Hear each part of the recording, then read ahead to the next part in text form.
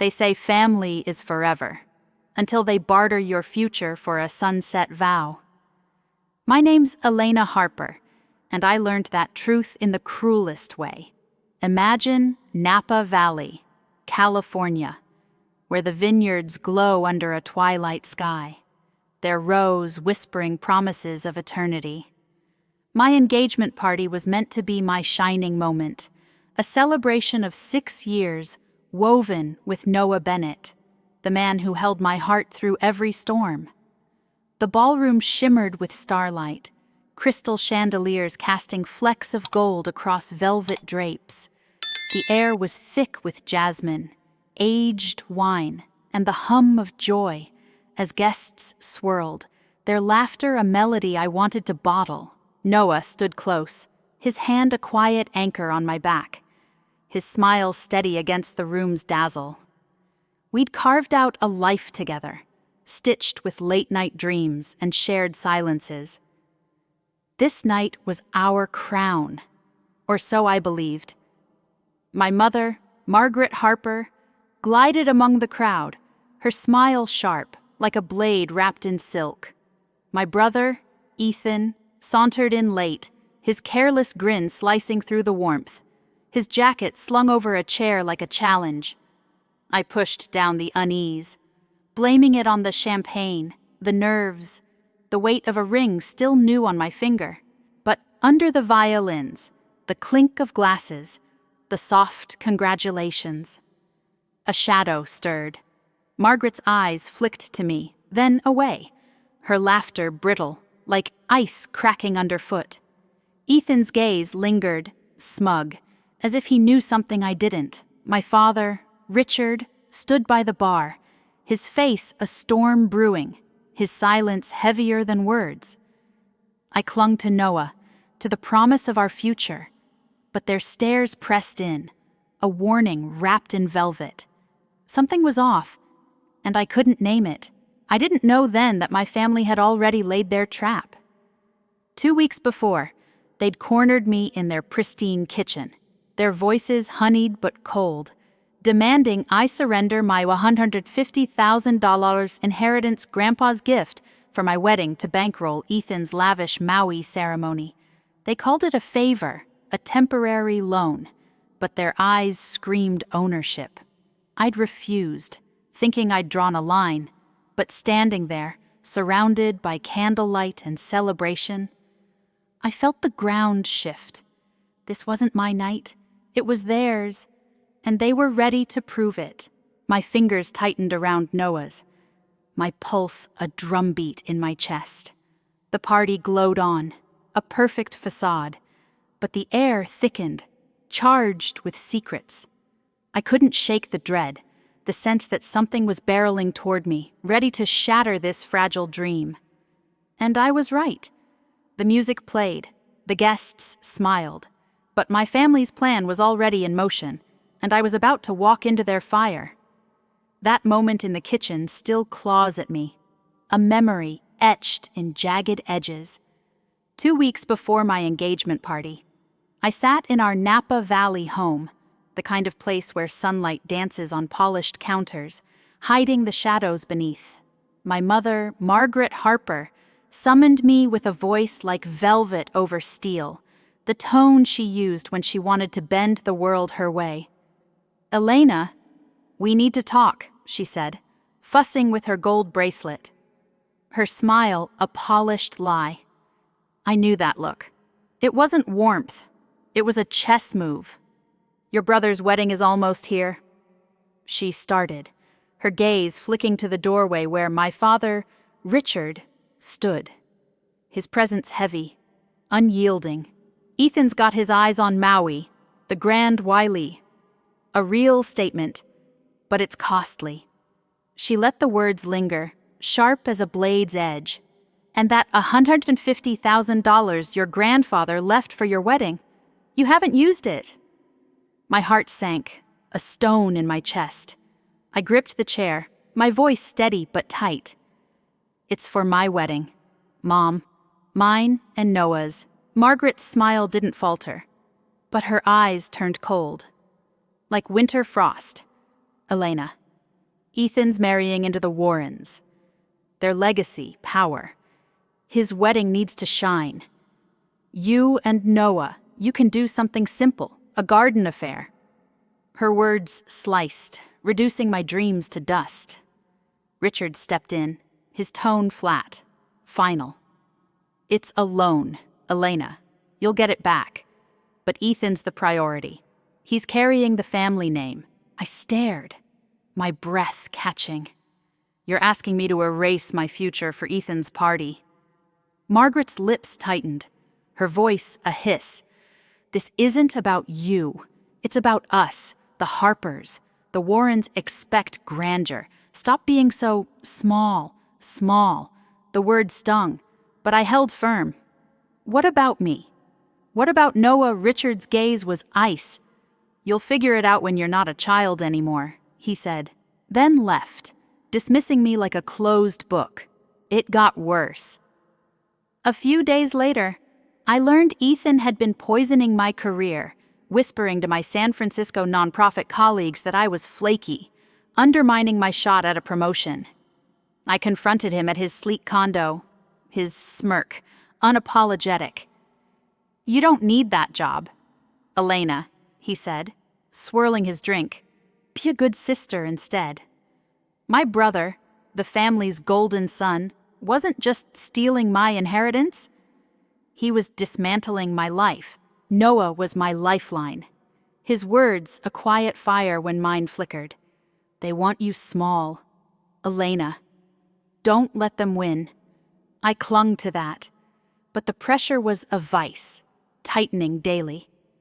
I'd said no to their demand, but their resentment simmered. A current ready to pull me under. Margaret's calls grew sharper.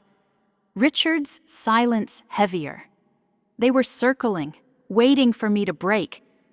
I thought I'd set a boundary, but I didn't see it yet.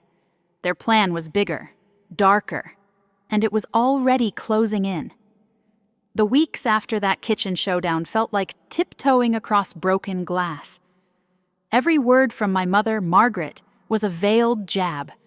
Every look from my father, Richard, a silent demand to bend.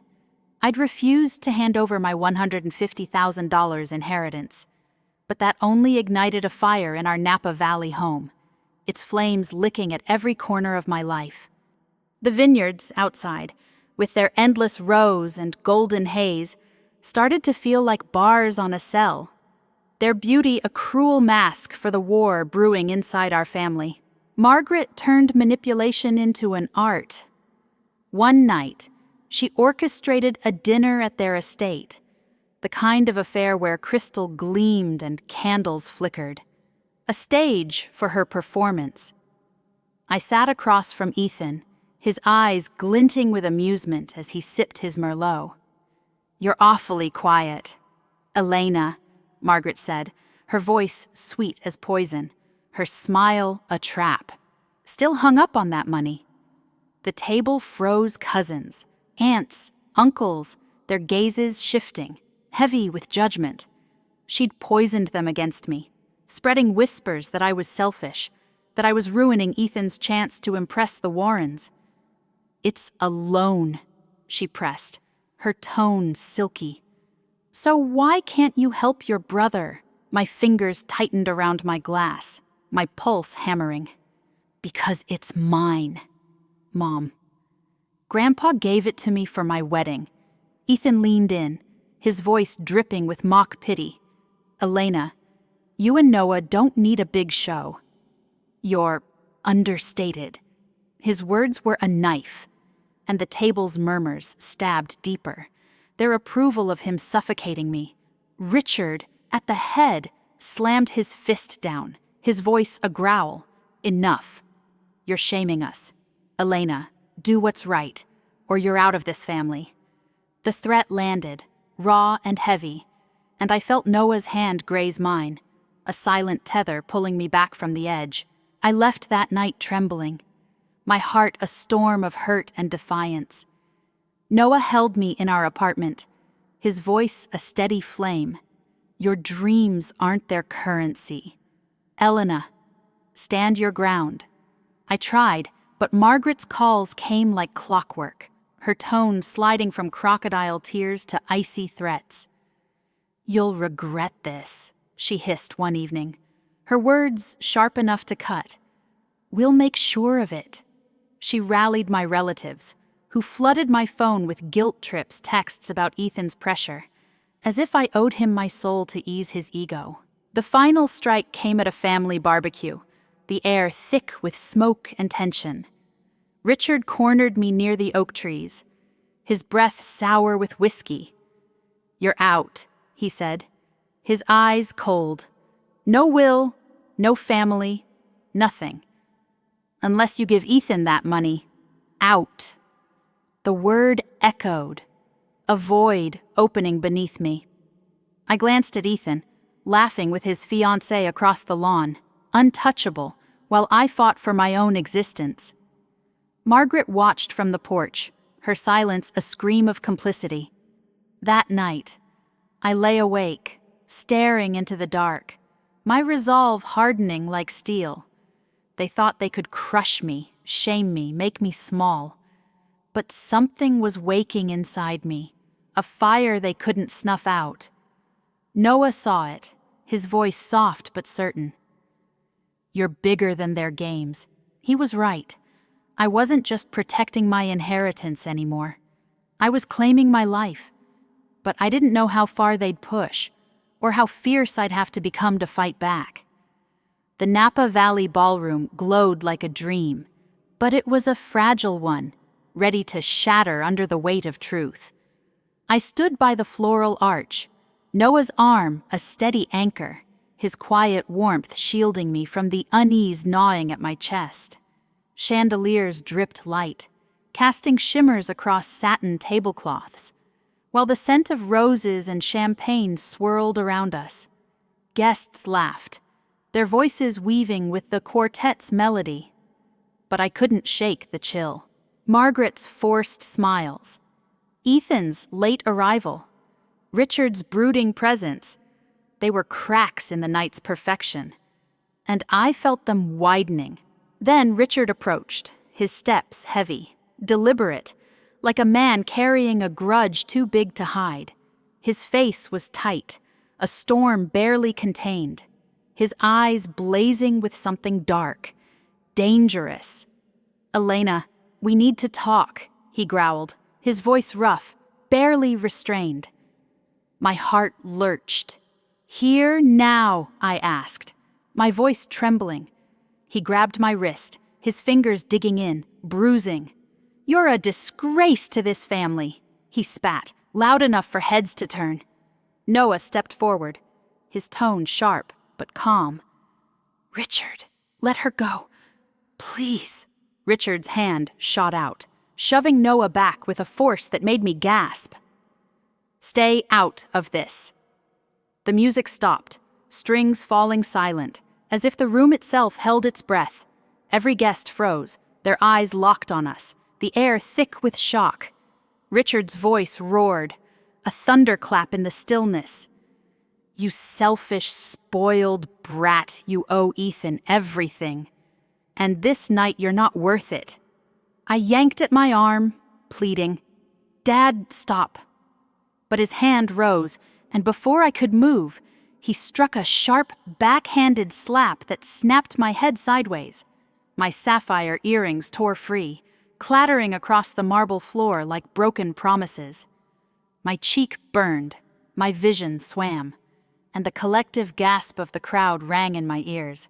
Margaret stood steps away, her hand clutching her necklace, her face flushed not with horror, but with embarrassment, as if I'd shamed her by being hit. Ethan lounged by the bar, his lips curling into a cruel half-smile, sipping his whiskey like he was watching a show. Noah rushed to me, his hands cradling my face, his voice shaking with rage. "He hit you, Elena. Your father." On our engagement night, Richard's eyes blazed, unrepentant. "She deserves it, ungrateful, after all we've given her." His words were venom, but they couldn't touch the fire igniting inside me. I stood, my cheek throbbing, my heart a wreckage of betrayal. But in that moment, something shifted, a spark flaring into defiance. I didn't sob. I didn't crumble. I met Noah's eyes, my voice a whisper. Steady. We're leaving. He nodded, his jaw clenched, and we walked out, my steps echoing in the stunned silence, louder than the murmurs erupting behind us. Their stares burned, their whispers a growing storm. But I held my head high. My family hadn't just hurt me. They'd declared me their enemy. What I didn't know was that a guest's phone had captured it all, the slap. Richard's tirade, my exit through the vineyard's glow. By dawn, the video was everywhere, racing across social media, my pain laid bare for the world to dissect. Comments poured in, some kind, others vicious, each one a reminder of the night I lost my family. But as I watched that clip, my resolve hardened. They thought they'd crushed me, left me small and broken. They were wrong. This wasn't my end.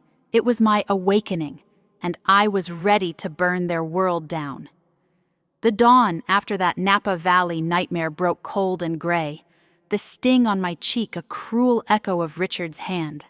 I sat in our apartment, the world outside bathed in mist, but inside, a fire was kindling. My phone buzzed endlessly, the viral video of my humiliation spreading like poison. Richard's snarl, my earrings shattering, Ethan's smirk. Strangers' comments tore at me, some pitying, others vicious. But my family, silence. No call from Margaret, no text from Richard, not a word from Ethan. They'd erased me, as if I'd never been theirs at all. Noah brewed coffee, his hands steady, but his eyes burned with a fury he didn't voice. He set a mug before me, his words quiet, piercing. Elena, this isn't just about a slap. They broke you open in front of everyone. They'll do it again unless you end it. I nodded, my fingers tracing the mug's edge, my mind racing. The woman who'd walked into that ballroom, hopeful and trusting, was gone. In her place was someone new, someone who wouldn't bend. I wasn't their victim anymore.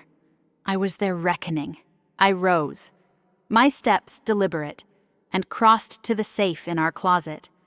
Tucked inside was a file, its edges worn, given to me by my grandfather years ago. His voice came back, low and sure. They'll turn on you one day. Elena, this is your armor. I pulled out the papers, my heart steady. There it was, the deed to the Harper estate in Monterey, California. A coastal mansion they paraded as their crown. Signed, sealed, mine. Title holder, Elena Harper. Not Richard, not Margaret, not Ethan. They didn't know. Thought it was still Grandpa's. Or maybe theirs by default.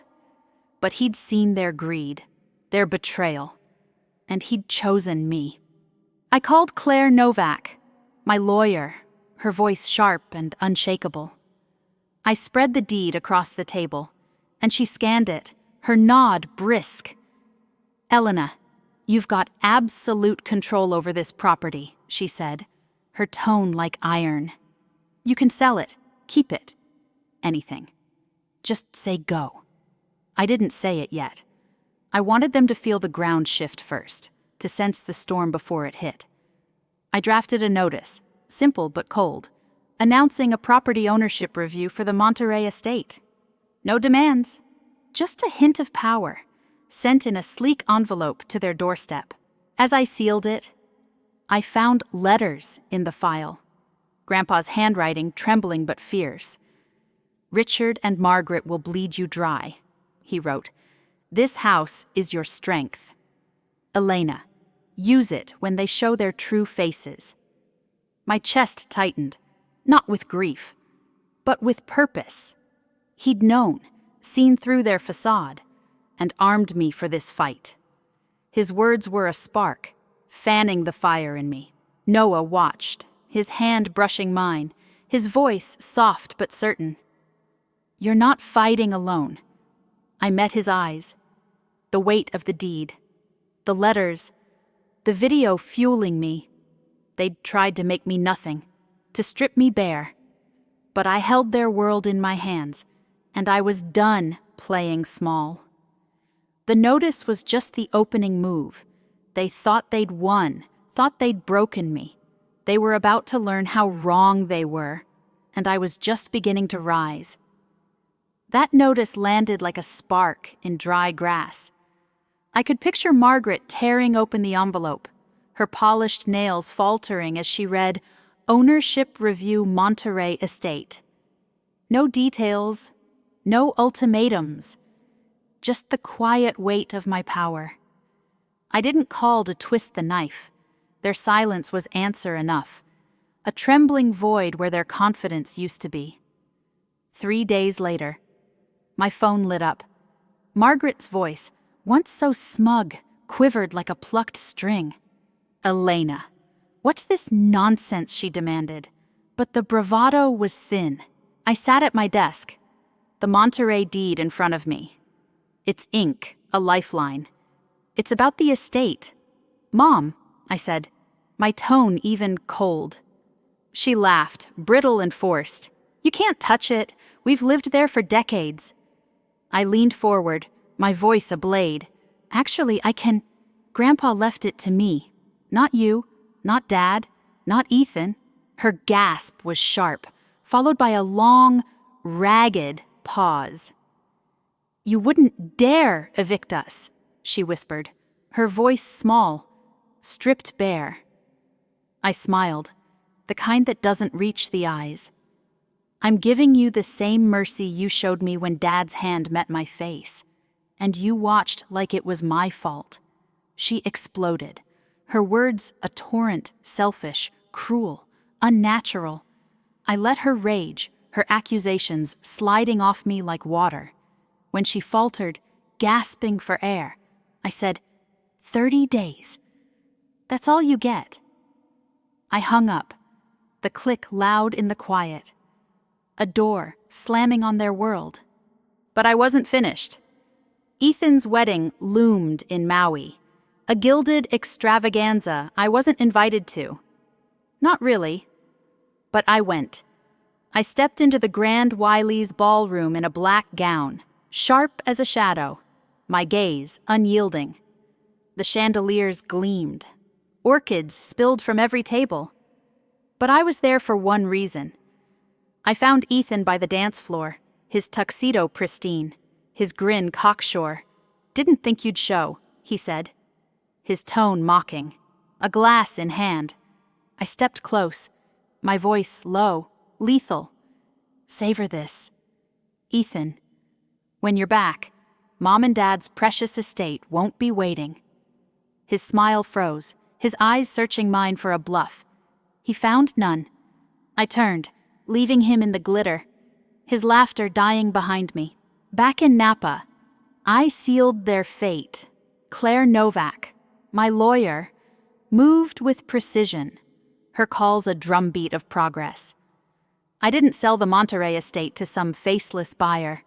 I chose a developer with a plan, a community center for women fleeing families like mine, rising where the Harper mansion once stood. The sale was final. The notice pinned to their gate in stark red property sold. Vacate. In 14 days. My phone became a battlefield voicemails from Margaret's sobs, Richard's bellows, Ethan's slurs. I let them pile up, unanswered. They'd written their story. I was closing the book.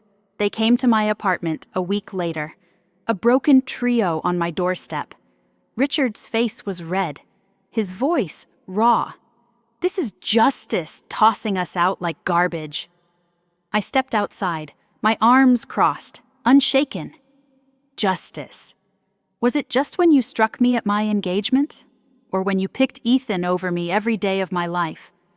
Margaret's tears fell, but they were hollow, a performance too late. "We gave you a home, a name." She choked. I shook my head. You took my dignity. I'm taking it back." Ethan stood silent, his usual swagger gone, his eyes avoiding mine. "Nothing to add?" I asked, my tone sharp. He flinched, mute. They pleaded, their voices cracking, but I was stone. I watched them trudge to Ethan's truck, their lives stuffed in boxes, their pride dust. The Monterey estate flashed in my mind, not theirs anymore, but mine, reborn as something greater. They'd lost everything. I'd gained my strength. And I was only getting started. 4 months after I sold the Monterey estate, the chaos began to fade, but its echoes clung to me, sharp as thorns. Noah and I traded Napa's gilded cage for Portland, Oregon, where the city's misty streets and evergreen hills felt like a chance to breathe. Our apartment faced the Willamette River, its currents steady, whispering of new beginnings. Yet some nights, I'd jolt awake, my cheeks stinging with the memory of Richard's slap, the viral video's venom replaying in my head. I was moving forward, but the cracks in me weren't fully mended, not yet. Then a phone call shifted the ground beneath me. Thomas Reed, a CEO who'd mentored me during my San Francisco internship, rang out of the blue, his voice rich with warmth. "Elena, your housing justice work is turning heads," he said. "That campaign you spearheaded. It's gold. We're launching a Portland office, and I need you to lead it, Director, full reign." My breath caught. "An executive role?" I asked, half disbelieving. "You're the spark we need," he said, firm. I said yes, his belief in me a weight I was ready to carry. Portland embraced me, its pulse of progress matching my own. But the real turning point came at a Los Angeles gala. Months later, I stepped onto the stage, my emerald dress catching the spotlight, and spoke of betrayal's sting, not every raw wound, but enough. "The people who raise you can break you," I said, my voice clear, resonant, "but you rebuild stronger, from the shards." The crowd stilled, then roared with applause. My speech lit up social media, not as a wound like that Napa video, but as a beacon. A woman stopped me near the exit, her voice trembling. My family drained my savings for my brother's dreams. She said, "You showed me I can fight back." I held her hand, my heart full. My scars weren't just mine anymore, they were a map for others. In Portland, I threw myself into my work. With the estate sale, I founded Safe Haven, a nonprofit for women escaping toxic families. Its downtown office hummed with purpose counselors, workshops, second chances. Every woman who walked in, every story shared, built a new kind of legacy, one my family couldn't touch. Noah stood by me, his quiet faith, my foundation. "You're rewriting the stars," he said, his eyes warm, and I felt its strength, not just survival. I didn't look for Margaret, Richard, or Ethan. The Monterey estate was gone, its manicured lawns now a community center for those cast aside, a monument to what I'd chosen to build. My phone stayed silent, their absence a relief. I stood in Safe Haven's office, sunlight streaming through, and saw it clearly I'd lost a family. But I'd gained a purpose. The video, the slap, the betrayal, they weren't my story's end. They were its spark. I was rising, not just for me, but for every woman who'd been told she was less. And I was far from done. Portland's drizzle painted my window, a soft cadence mirroring the calm I'd fought so hard to find. A year had passed since that Napa Valley night, since Richard's hand met my cheek, since I sold the Monterey estate and cut the ties that bound me to a family that saw me as a means to an end. The wounds lingered, faint but stubborn, surfacing in quiet moments when I'd question if I'd been too harsh. But then I'd walk through Safe Haven's doors, see the women rebuilding their lives, And no, I hadn't just endured. I'd created something unshakable. The Harper estate was dust now, its oceanfront glory replaced by a community center in Monterey, a sanctuary for single mothers. Built with the $150,000 my family tried to claim. I pictured Margaret and Richard passing by, their eyes catching my name on the cornerstone Elena Harper, founder, and feeling the sting of their own choices. I didn't need their regret, their voices, their presence. They were shadows, fading with every step I took forward. Safe haven. Noah, my work in Portland. These were my truth, my light. This isn't just my story. It's for anyone who's felt the knife of betrayal from those meant to love them most. Here's what I carry, what I hope you hold close. First, draw your line in the sand. Don't wait for a public wound to say, enough. Your value is yours to define, and no one gets to rewrite it. Second, your pain is a seed. Every hurt, every loss can grow into something greater. A purpose, a fight, a hand extended to another. Let your scars build bridges. Third, choose who walks beside you. Blood doesn't mean loyalty. Find your Noahs, the ones who see your worth when the mirror's cloudy. Margaret, Richard, Ethan. I let them go. They're out there, somewhere, grappling with the ruins they made. But me, I'm in Portland, shaping a life that's mine alone. Safe Haven thrives, its reach growing, and so do I. My betrayal became my fire, my loss, my foundation. So, what's your fight? What lines have you drawn?